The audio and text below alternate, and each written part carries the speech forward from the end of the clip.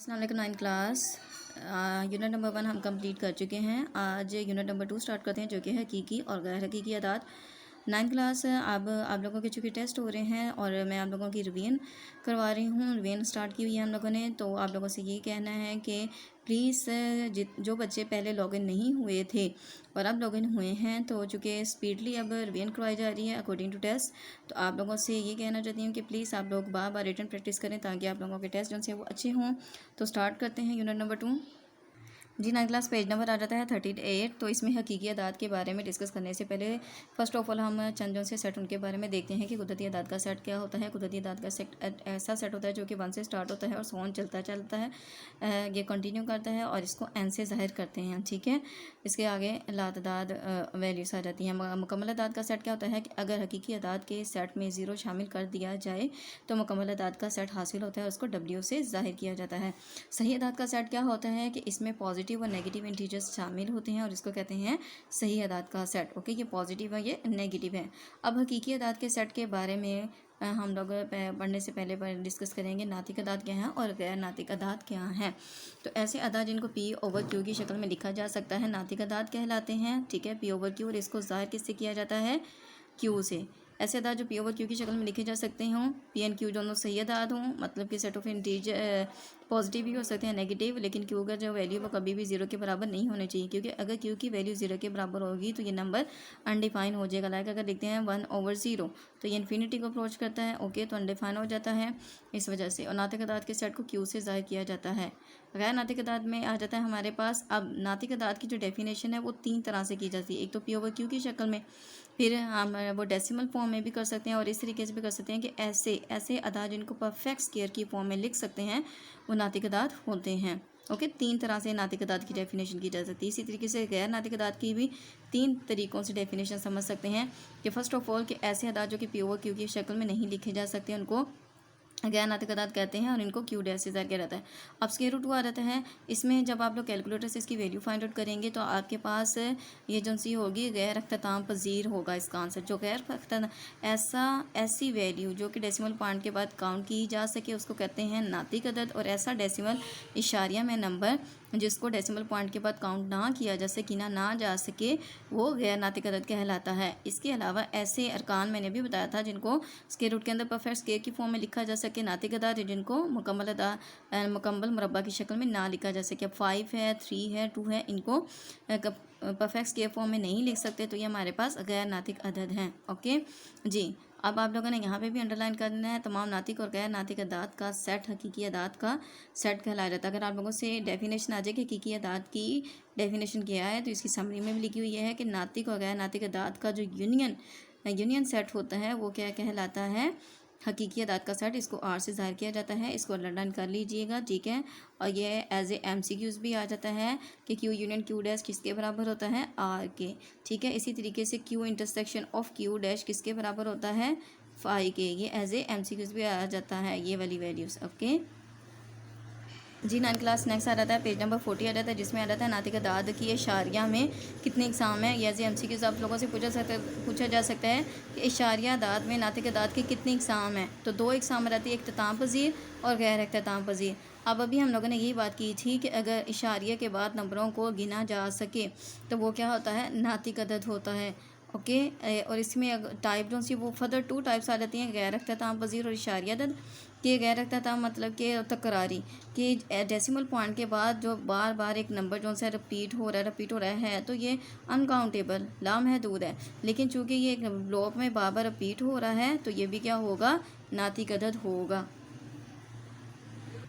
अब गैर नातिक अदद 9 क्लास इसी तरीके से कि इशारिया फॉर्म में इनकी तादाद को गिना नहीं जा सकता। ओके, और ना ही ये ब्लॉक में बार बार रिपीट करते हैं, तो ये होते हैं गैर नातिक अदद। जी, अब हमारे पास एग्जांपल आ जाती है। इससे रिलेटेड एक्सरसाइज 1.1 का लास्ट क्वेश्चन होगा कि अगर आप लोगों को इस तरीके से 0 इशारिया, ठीक है, 0 इशारिया जो है वो 0.3 बार लिखा हुआ है, तो बार का मतलब होता है कि ये नंबर जो है वो बार बार रिपीट कर रहा है। तो यहाँ पे इसको लिख लिया 0.333 सो ऑन। इसी के से 0.23। तो एग्जाम्पल नंबर 1 कहते हैं, इसमें रहता है 0.3 बार आ रहता है। तो फर्स्ट ऑफ ऑल इसको आप लोगों ने लेट कर लेना है x के। एक्स के लेट कर लेना है। अब बार का ख़त्म किया तो x is equal to 0.33 so on, तो यह इसको दे दिया है मसावात नंबर 1 का नाम। अब जब यहाँ पे हम इशारिया को ख़त्म करते हैं तो इसके नीचे क्या आ जाता है, 10 आ जाता है। अब ये एक ट्रिक है, ठीक है। तो क्या करना है, मसावात नंबर 1 को दोनों तरफ 10 से मल्टीप्लाई करना है, ठीक है। 10 से दोनों तरफ एन में 10 को से ज़रब करने से तो आगे यहाँ पे 10 को x के साथ किया, 10x आ गया। और इस नंबर को जब कैलकुलेटर पे आप 10 के साथ मल्टीप्लाई करेंगे तो आप लिखेंगे ना 0.33333 मल्टीप्लाई बाय 10 तो आ जाएगा 3.333 सो ऑन, ओके। ये आ गई मसावात नंबर 2। अब देखें इसका कोफिशिएंट 1 है, इसका 2 है, तो बड़ी मसावात कौन सी हुई, इक्वेशन नंबर 2। तो इक्वेशन नंबर 2 में से इक्वेशन नंबर 1 को तफरीक करेंगे, ठीक है। लेफ्ट साइड में से लेफ्ट राइट साइड माइनस होगी, राइट साइड से राइट साइड माइनस होगी। तो जब कैलकुलेटर पे आप माइनस करेंगे तो आपके आंसर आएगा बस 3 आ जाएगा। अब चूँकि x की वैल्यू फाइंड आउट करनी थी ताकि हमारे पास यहाँ पे जो इशारिया में है उसको हम लोगों ने p/q शक्ल में उसका आंसर लिखना है। तो 9 यहाँ पे मल्टीपल और s के साथ सेकंड साइड पे जाके डिवाइड हो जाएगा, कटिंग करेंगे तो आ जाता है 1/3। तो ये दो दरअसल हमारे पास इशारिया फॉर्म में था, इसका p/q शक्ल में आंसर ऑब्टेन कर लिया है, ओके। इसी तरीके से आ जाता है जी 0.23 बार आ जाता है। अब यहाँ पे इसको एक मसावात नंबर 1 का नाम दे देंगे और यहाँ पे अगर डेसिमल पॉइंट ख़त्म करें तो आ जाता है 100। तो क्या करेंगे, मसावात नंबर 1 को तरफेन में 100 से 100 से ज़रब देने से 100 से ज़रब देंगे तो आपके पास इस तरीके से आ जाएगा 100x is equal to 23.2323 so on. फिर आप क्या करेंगे, इसी तरीके से मसावात नंबर 2 में से 1 को माइनस करेंगे तो इस तरीके से आपके पास आंसर आएगा, ओके। 9 क्लास। अब एक्स को के साथ जो मल्टीपल सेकंड साइड पे डिवाइड कर दी तो ये इशारिये कि हम लोगों ने p/q की शक्ल में आंसर ऑब्टेन कर लिया।